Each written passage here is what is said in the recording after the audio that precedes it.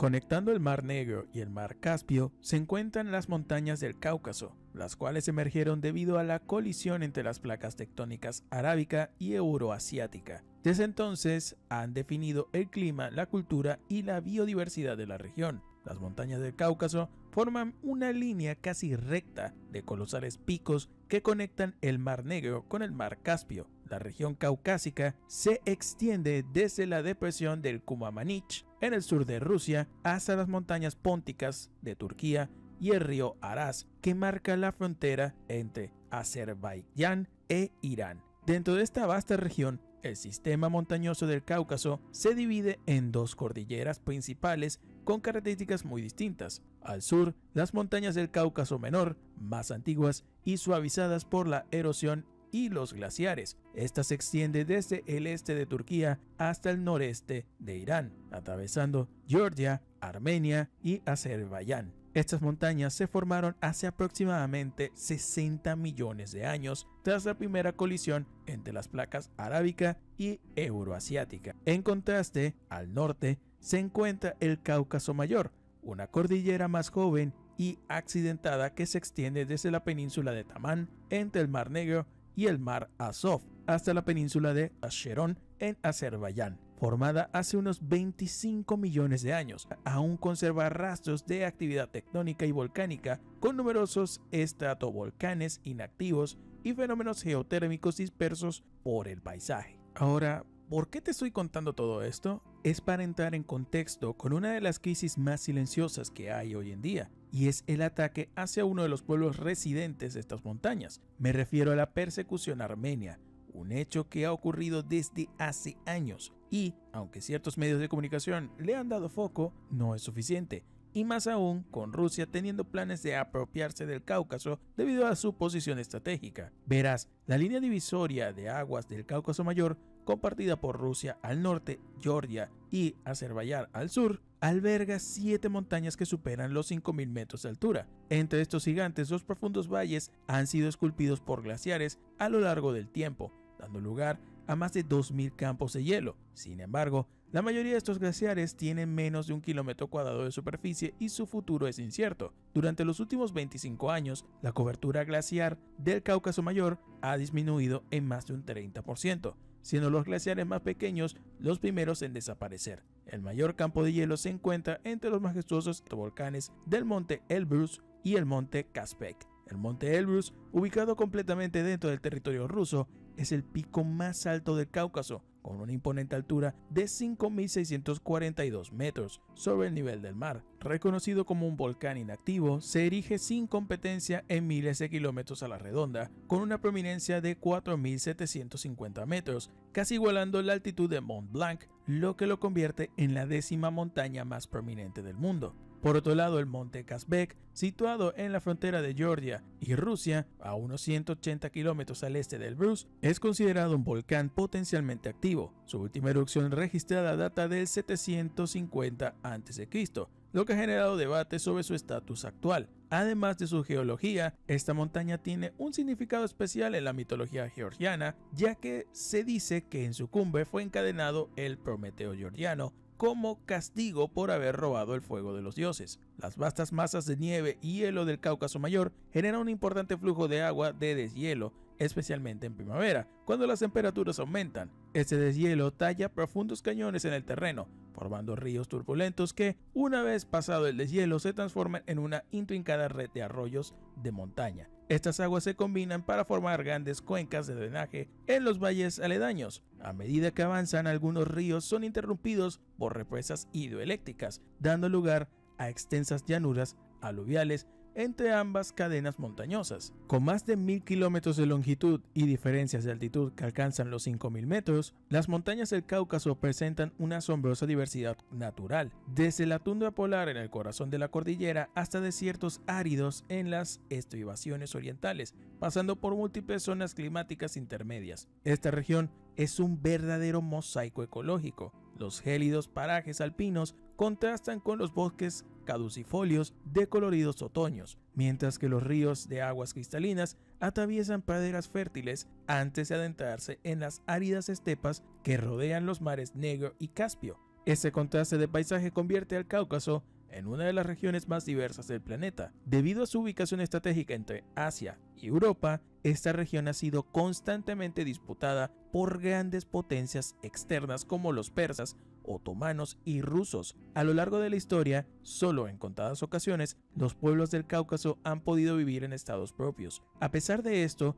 sus numerosas etnias han logrado preservar sus culturas, destacando sus tradiciones culinarias, sus métodos de vinificación y, sobre todo, sus lenguas. En una región con apenas 10 millones de habitantes han surgido innumerables idiomas, de los cuales 28 todavía se hablan hoy en día. Estos pertenecen a 3 familias lingüísticas completamente diferentes sin una conexión aparentemente entre ellas. Si bien la diversidad cultural del Cáucaso es motivo de orgullo, también ha sido una fuente de conflictos. Históricamente, las diferencias étnicas y lingüísticas han contribuido a la separación de los pueblos, fomentando la opresión y desencadenando numerosos movimientos independentistas en toda la región. Uno de los ejemplos más notables de estas tensiones se encuentra en las zonas de Osetia del Sur y Abjasia, situadas en la frontera norte de Georgia con Rusia.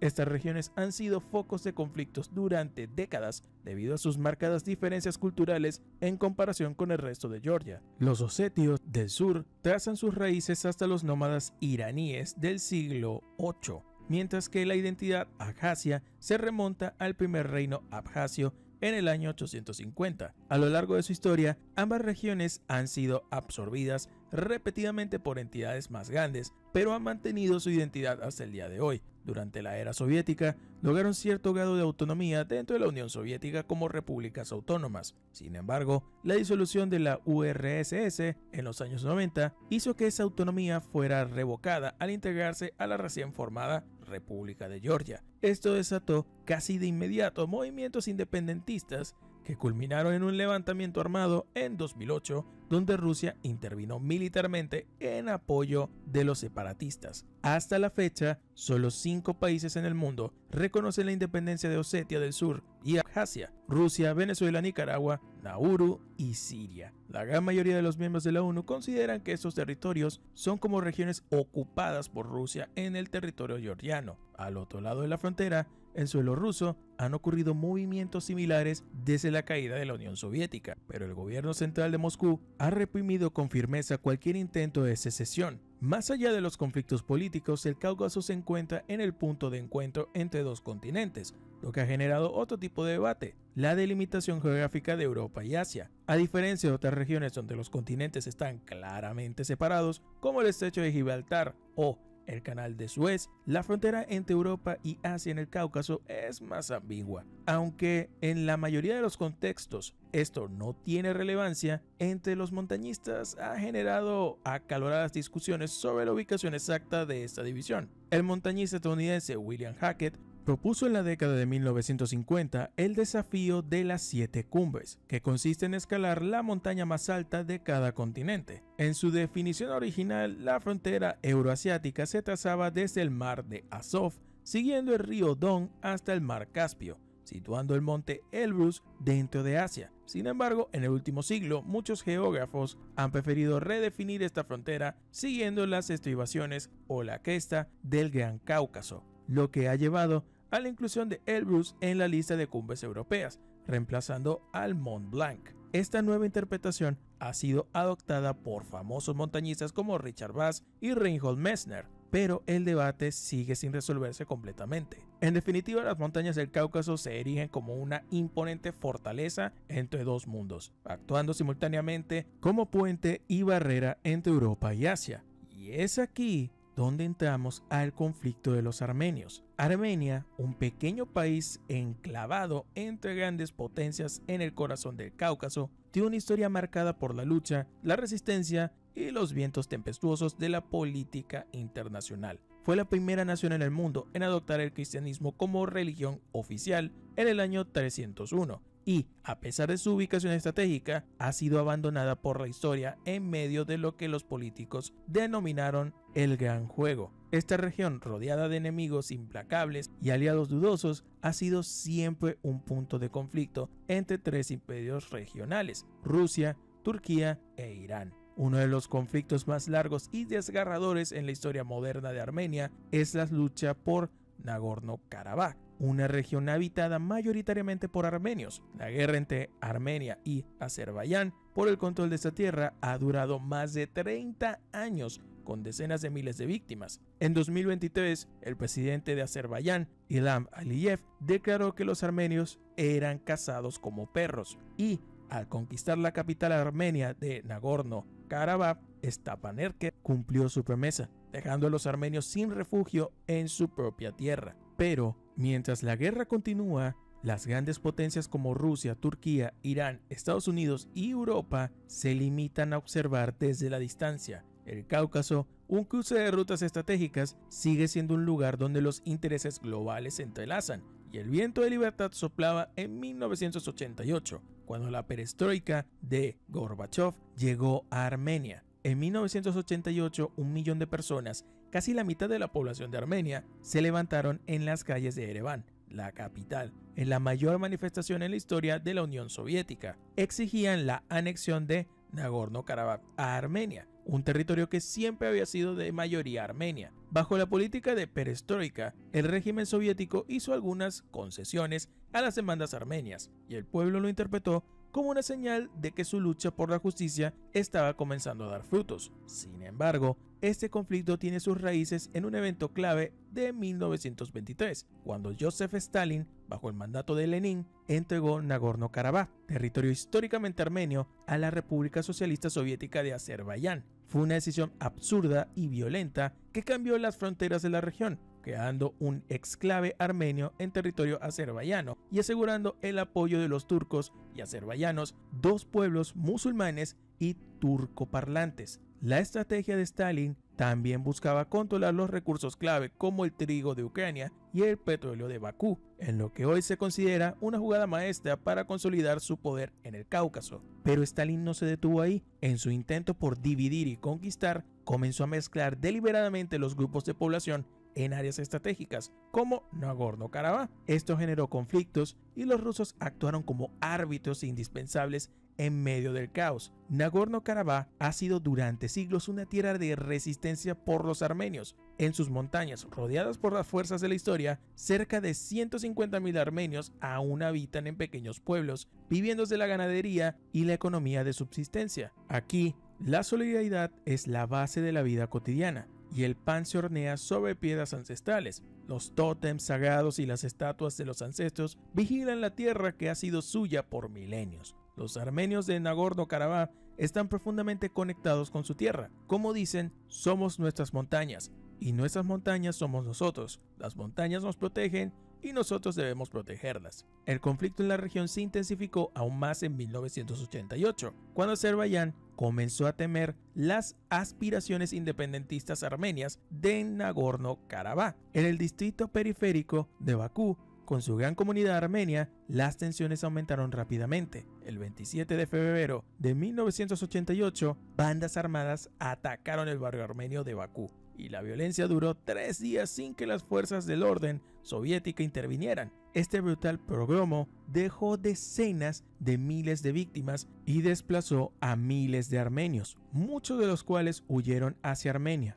un viaje sin retorno. El recuerdo de este evento armenio de 1915, perpetuado por Turquía, resurgió en la memoria colectiva. Los armenios, una vez más, fueron despojados de sus derechos por ser armenios y estar bajo el dominio de Azerbaiyán y la URSS. Además de las tensiones étnicas, existía un profundo abismo religioso. Los armenios cristianos de Nagorno-Karabaj eran vulnerables frente al dominio islámico y musulmán de Azerbaiyán. El 7 de diciembre de 1988 ocurrió un terremoto de magnitud 6.8 que devastó el norte de Armenia, dejando a más de 50.000 personas que perdieron la vida ese día y destruyeron ciudades enteras como Leninakán. Mientras Gorbachov visitaba la zona y prometía ayuda, también ordenaba la detención de los líderes independentistas armenios, reafirmando el control soviético. En este contexto de desolación, el pueblo de Nagorno-Karabaj se encontraba más solo que nunca. En las aldeas de la región, los pastores y campesinos se convirtieron en soldados y el movimiento de resistencia nacional comenzó a tomar forma. En cada aldea surgieron grupos de partisanos, entrenando a cientos de hombres para defender sus hogares. La lucha, una vez más, pasaba de ser una cuestión de política internacional a un acto de supervivencia en el que cada armenio, desde el anciano hasta el joven, tenía algo que proteger. Este conflicto ha sido uno de los más largos y horribles de la región postsoviética. A lo largo de más de 3 décadas de enfrentamientos, miles de vidas se han perdido y las heridas siguen abiertas. El conflicto se intensificó en los años 80, cuando los armenios en Nagorno-Karabaj, apoyados por la diáspora, comenzaron a luchar por su derecho de autodeterminación. En el 88, durante las reformas de Gorbachev, las manifestaciones en Armenia alcanzaron su punto máximo, exigiendo la anexión de Nagorno-Karabaj a Armenia, ya que esta región siempre había sido habitada por armenios, pero este reclamo fue desoído por Moscú. La situación se agravó aún más en 1988, cuando una serie de ataques contra los armenios en Azerbaiyán desencadenaron una ola de violencia. Decenas de miles de armenios fueron desplazados, y eso reavivó el recuerdo de aquel evento de 1915 perpetrado por Turquía. Mientras tanto, la región de Nagorno-Karabaj vivía en constante tensión, mientras sus habitantes luchaban por sobrevivir bajo una amenaza constante. En 1991, Armenia, junto con Nagorno-Karabaj, declaró su independencia de la Unión Soviética. La noticia se recibió en un clima de gran esperanza, pero también de incertidumbre. La independencia de Armenia fue un hito importante, pero no solucionó el problema de Nagorno-Karabaj, donde las fuerzas azerbaiyanas continuaron avanzando con el apoyo de su aliado de Turquía. A medida que el conflicto se intensificaba, los armenios armados, en gran parte con equipo soviético heredado, comenzaron a organizarse en grupos de resistencia. Aunque desorganizados y mal armados, los guerrilleros armenios luchaban con una determinación feroz para proteger sus hogares y su territorio. La lucha fue desigual. Mientras que las fuerzas de azeríes, con el respaldo de Rusia, avanzaban, los armenios defendían con uñas y dientes sus montañas, sabiendo que no tenían otro lugar a donde ir. El conflicto alcanzó su punto máximo a principios de la década de los 90, cuando Nagorno-Karabaj se vio completamente aislado, mientras las fuerzas azerbaiyanas rodeaban la capital, Stepanakert. Con el apoyo de las tropas rusas, Armenia resistió los asedios. En medio de la destrucción, el país luchaba por sobrevivir, no solo militarmente, sino también económicamente, ya que las fronteras de Azerbaiyán y Turquía estaban cerradas y el bloque de la URSS había dejado a Armenia en una situación desesperada. La situación parecía sin esperanza. Sin embargo, en la primavera del 92, un giro crucial cambió el rumbo de la guerra. Nagorno-Karabaj, a través del corredor de Lachin, se conectó con Armenia, lo que permitió el paso de tropas y suministros. Esta conexión vital cambió el curso de los enfrentamientos y las fuerzas armenias comenzaron a ganar terreno. A pesar de sus victorias, Azerbaiyán, que veía el conflicto como una cuestión de prestigio y poder, no aceptaba la derrota. Bajo el liderazgo de Heydar Aliyev, quien ascendió al poder en 1993, Azerbaiyán utilizó sus recursos petroleros para comprar armas y mercenarios, reanudando la lucha. La situación se complicó aún más cuando Aliyev prometió su petróleo a las potencias occidentales, lo que desató la ira de Moscú, que no estaba dispuesto a perder el control sobre la región ni sobre los recursos energéticos de esta área clave. El conflicto de Nagorno-Karabaj es mucho más que una disputa territorial, es una cuestión existencial para Armenia, mientras que para Azerbaiyán es una batalla por el poder y la influencia en el Cáucaso. A pesar de la continua violencia y las derrotas sufridas por Azerbaiyán, la determinación armenia para proteger su hogar y su identidad ha sido su principal fuente de resistencia a lo largo de los años. La guerra, con todas sus tragedias y horrores, continúa siendo una herida abierta en el corazón del Cáucaso, un recordatorio de las tensiones y complejidades de esta región histórica y estratégica. La lucha de Armenia por sobrevivir en medio de un mar de enemigos y desafíos internacionales sigue siendo una de las historias más impactantes de la historia moderna del Cáucaso. La guerra de Nagorno-Karabaj fue una parte ganada con la ayuda logística de Rusia. Aunque los armenios no eran numerosos ni estaban bien equipados, lucharon con una determinación férrea, defendiendo su territorio montañoso. A pesar de las grandes pérdidas sufridas por Azerbaiyán y de la falta de prisioneros capturados por las fuerzas armenias, el conflicto avanzaba hacia su fin. En 1994, Un alto al fuego mediado por Moscú puso fin a los 5 años de guerra que dejaron 30.000 pérdidas humanas y más de 1 millón de refugiados. Aunque el monasterio de Dadi Bank, anteriormente utilizado por los azerbaiyanos, fue escenario de una misa armenia para celebrar la victoria, la independencia de Nagorno-Karabaj no fue reconocida por nadie. A pesar de la tregua, la situación seguía siendo compleja. Los armenios se encontraban atrapados en un limbo geopolítico, siendo peones en un juego cuyas reglas no controlaban, ya que Moscú prefería congelar el conflicto más que buscar una solución definitiva. El interés por Nagorno-Karabaj estaba marcado por la geopolítica del Mar Caspio, que emergió como una nueva región de importancia debido a sus reservas de petróleo. Estados Unidos, ansioso por ganar acceso a esta zona, infló deliberadamente las cifras de las reservas, lo que benefició al presidente de Azerbaiyán, Heydar Aliyev, quien firmó un contrato de 30 años con grandes compañías petroleras de varias naciones. Mientras tanto, Armenia seguía bloqueada por Turquía y Azerbaiyán, sin acceso a mercados internacionales ni a la vital ruta ferroviaria. Aunque la apertura de las fronteras requeriría de una negociación con Turquía, un país históricamente enemigo, el presidente armenio Levon Petrosyan estaba dispuesto a aceptar concesiones para salvar a su nación. Petrosyan propuso ceder algunos de los territorios conquistados a cambio de un tratado de paz real y el reconocimiento internacional de Nagorno-Karabaj. Sin embargo, en 1997, cuando se planteó la posibilidad de una solución, la sociedad armenia aún no estaba lista para aceptar estas concesiones. Mientras tanto, Azerbaiyán, con la mente fija en la venganza, se negó a firmar cualquier acuerdo. Moscú, por su parte, prefería mantener el caos para poder seguir influyendo en la región. En febrero de 1998, Petrosyan fue obligado a dimitir, acusado de traición por hacer demasiadas concesiones. Cuando Robert Kacharyan asumió la presidencia en abril del mismo año, la postura de Armenia ya no contemplaba la devolución de territorios. Con su llegada al poder, un grupo beligerante y nacionalista tomó el control del país, adoptando una línea dura que agradó a Moscú. Korchayan se alineó con Rusia, asegurando su protección a cambio de entregar los sectores clave de la economía armenia a los intereses rusos, desde el sector energético hasta las empresas más importantes. Armenia se convirtió en un estado sumido en la corrupción y en una dependencia absoluta de Rusia, donde unas pocas familias oligárquicas se enriquecieron a costa de los recursos del país. Mientras tanto, en Azerbaiyán, Heydar Aliyev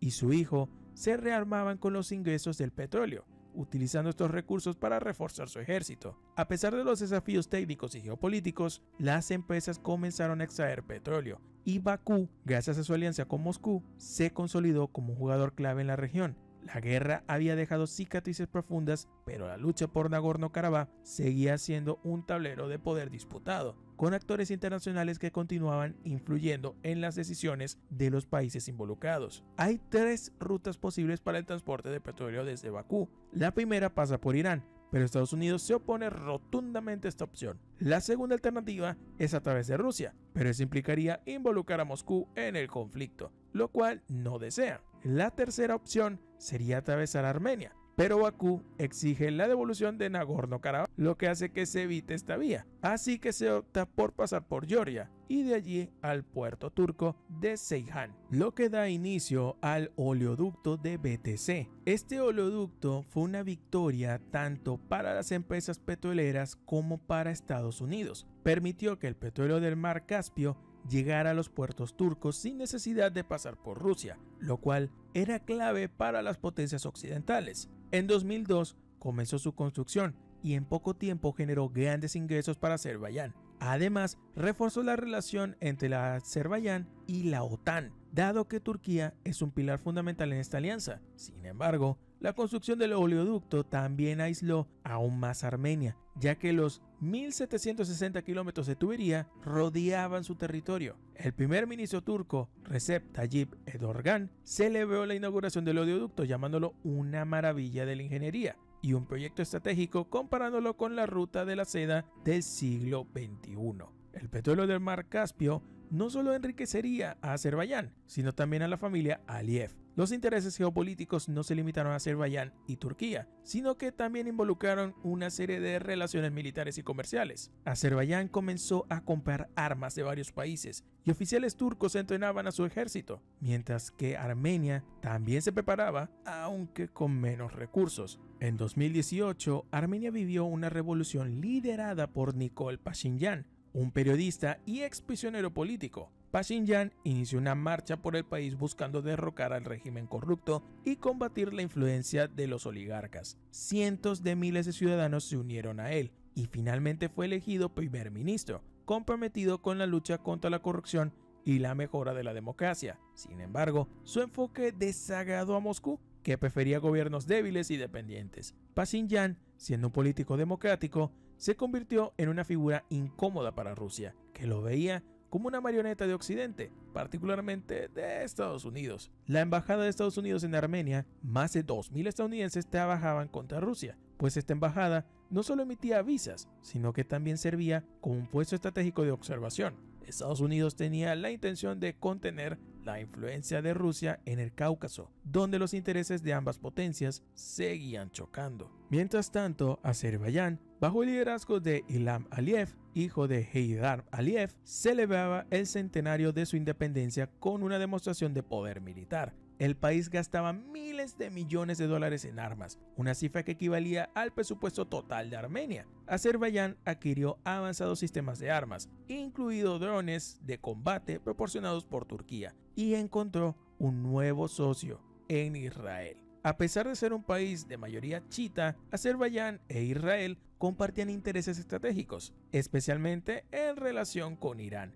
Israel suministraba armas avanzadas a Azerbaiyán a cambio de establecer bases de espionaje en su territorio. Desde 2016, Azerbaiyán importaba el 70% de sus armas de Israel, mientras que Israel compraba el 40% de su petróleo. Esta relación fue vista como una alianza estratégica, especialmente para Israel, que veía a Irán como una amenaza existencial.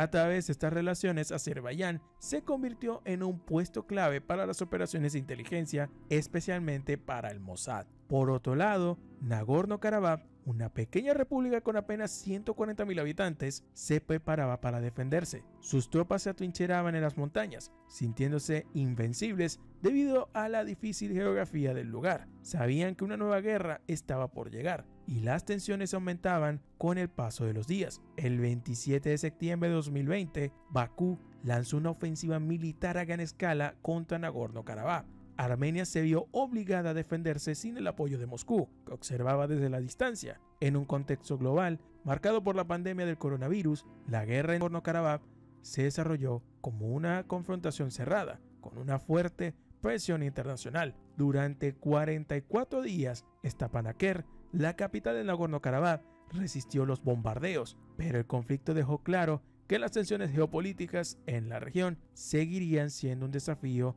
de proporciones globales. La batalla en Nagorno-Karabaj fue una lucha desigual, donde las fuerzas azerbaiyanas, apoyadas por más de 2.000 mercenarios sirios y dirigidas por oficiales turcos, arrasaban con todo a su paso. El golpe final llegó desde el cielo, y aunque parecía que la victoria estaba asegurada para Bakú, Putin, el líder ruso, tenía otros planes. Era demasiado político y estratega para permitir que Aliyev y sus aliados turcos ganaran sin intervención. El 9 de noviembre, Armenia y Azerbaiyán firmaron un alto al fuego bajo la supervisión de Moscú. En Stepanakert, el cementerio de soldados reflejaba la tragedia. Eran alrededor de 3.000 a 4.000 personas, muchos de ellos jóvenes, mientras el pueblo queda devastado por el conflicto. A principios de enero de 2021, en Moscú, Vladimir Putin y esperaban la llegada de Nikol Pashinyan, el primer ministro armenio. Putin, siempre dispuesto a reforzar su poder en la región, establece un acuerdo para desplegar una fuerza de intervención rusa en Nagorno-Karabaj. Unos 2.000 soldados rusos se enviarían para proteger a los armenios en el territorio devastado, reforzando la influencia de Rusia en el Cáucaso. Este movimiento formaba parte de la ideología de Putin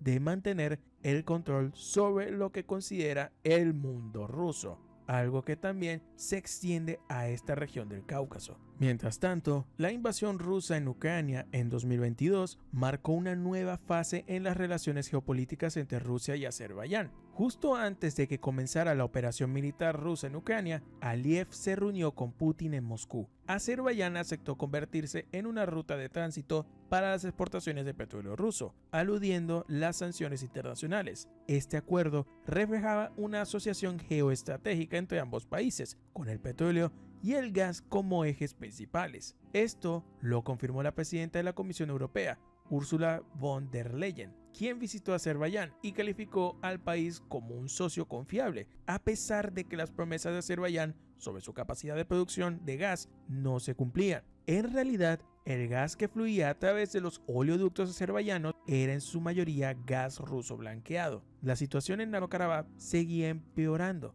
con armenios y azerbaiyanos enfrentándose bajo la supervisión de las tropas rusas. Sin embargo, con Rusia centrada en Ucrania, su capacidad para intervenir en el Cáucaso se veía limitada. Aprovechando esta debilidad, Aliyev cumplió su promesa de venganza y emprendió una ofensiva total contra los armenios, describiendo la paz como una paz de humillación. La actitud de Azerbaiyán era clara: queremos venganza, no queremos seguir hablando del conflicto de Nagorno-Karabaj. En menos de 48 horas, Nagorno-Karabaj cayó y las tropas rusas se quedaron al margen durante la ofensiva. Solo después del alto al fuego acordado con Azerbaiyán, aparecieron para desarmar a los combatientes de la región. Mientras tanto, el resto del mundo observaba, con Estados Unidos y la Unión Europea eligiendo cerrar los ojos ante lo sucedido. Muchos pensaron que la caída de Nagorno-Karabaj significaba una victoria para Azerbaiyán y una menor influencia de Rusia en la región, pero no tuvieron en cuenta las consecuencias humanas del conflicto. En solo 48 horas, 100.000 armenios huyeron de Nagorno-Karabaj hacia Armenia, impulsados por el miedo a un nuevo ataque. Lo que quedaba atrás era un éxodo masivo, una limpieza étnica que se había materializado después de más de un siglo de historia conflictiva. La gente dejó atrás su dignidad, su hogar, su vida. La sensación de cerrar la puerta de su hogar por última vez fue indescriptible, y muchos lo compararon con un dolor profundo e irreversible. Azerbaiyán y Turquía celebraban su victoria, pero su alianza iba más allá de una simple cooperación estratégica. Eran hermanos. Erdogan, presidente turco, no perdía la oportunidad para recordar la frase "una nación, dos estados", y su proyecto de expansión de la influencia turca en la región seguía su curso. Sin embargo, aunque parecía que Aliyev había alcanzado su objetivo con la reconquista de Nagorno, su ambición no se quedaba limitada a eso. En Ereván, la capital armenia, se temía que las aspiraciones de Aliyev fueran mucho mayores y que lo ocurrido en Nagorno-Karabaj fuera solo el comienzo de un nuevo capítulo en la lucha por el control del Cáucaso. La victoria de Azerbaiyán no solo significaba el control de Nagorno-Karabaj, sino que también representaba un nuevo giro en el equilibrio de poder regional con Rusia, Turquía y Azerbaiyán, marcando la pauta en la geopolítica del Cáucaso. Después de la caída de Nagorno, Ilham Aliyev ha puesto su mirada en una nueva región, la histórica Armenia de Zangezur, ubicada al sur del país, a la que él denomina Azerbaiyán Occidental. Desde hace años, un flujo constante de camiones desde Irán atraviesan las montañas, transportando petróleo, bienes de consumo y armas, lo que ha asegurado la supervivencia de Armenia, sorteando los bloqueos impuestos. Esta carretera vital para Armenia es ahora el objetivo de Aliyev. Con determinación ha permitido cortar esta línea de comunicación esencial. Aliyev no solo busca esto, sino también un proyecto más ambicioso, un corredor que conecte a Azerbaiyán con Turquía. Este corredor, llamado el Corredor de Zangezur, permitiría la unión de los pueblos túrquicos desde Ankara hasta las puertas de China.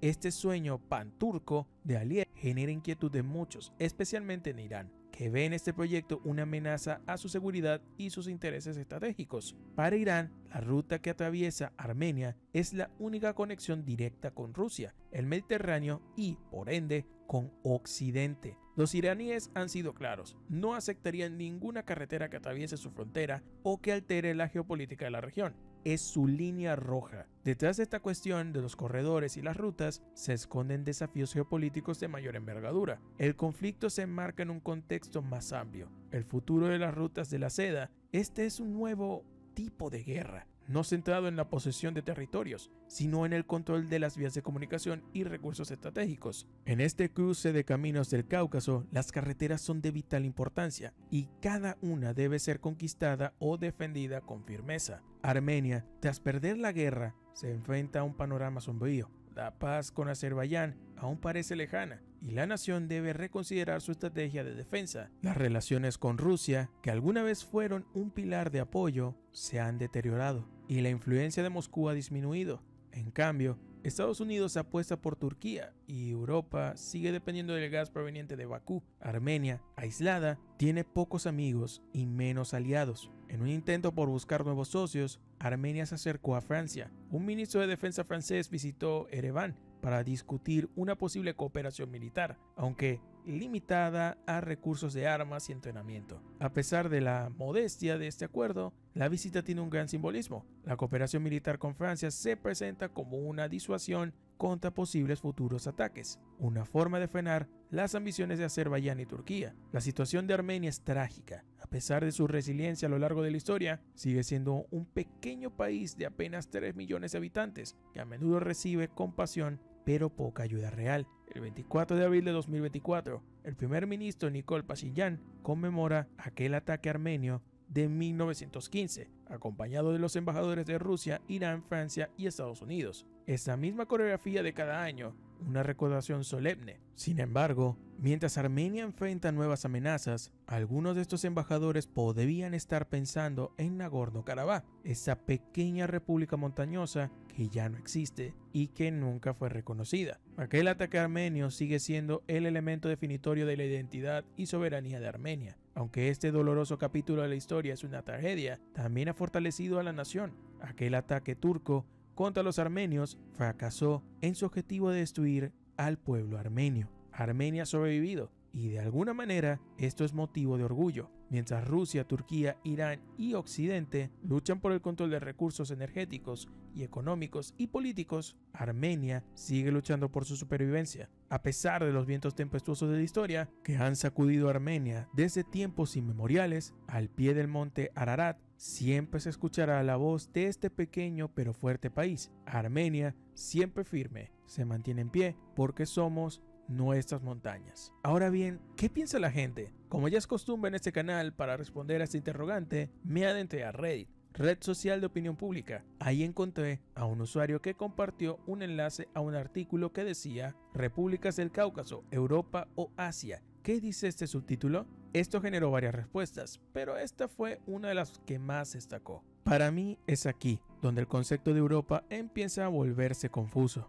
Históricamente Azerbaiyán ha formado parte de los imperios y la cultura iraní. ¿Cómo puede ser Europa? Definitivamente no, salvo por el breve periodo ruso-soviético, pero eso no nos haría considerar a Uzbekistán como Europa. Entonces, ¿por qué Azerbaiyán? Los otros dos han formado parte con mayor frecuencia de imperios europeos o centrados en Europa: Roma, Bizancio, los otomanos, Rusia, URSS. Por lo tanto, se han visto atraídos hacia la parte oriental de la civilización europea. Puedo verlos como europeos, pero también creo que Turquía debe ser aceptada como europea. Geográficamente, bueno, en términos de geografía física, la idea de Europa es un caos. Es un concepto puramente cultural, así que en realidad solo se trata de Eurasia si hablamos de geografía física. No sirve de nada debatir las fronteras físicas de un continente cultural. En otro post, encontré un usuario que hizo una pregunta sobre cómo se sienten identificados los armenios. Los armenios se identifican como europeos, blancos o asiáticos occidentales. He visto algunas personas armenias que dicen ser blancas y otras no.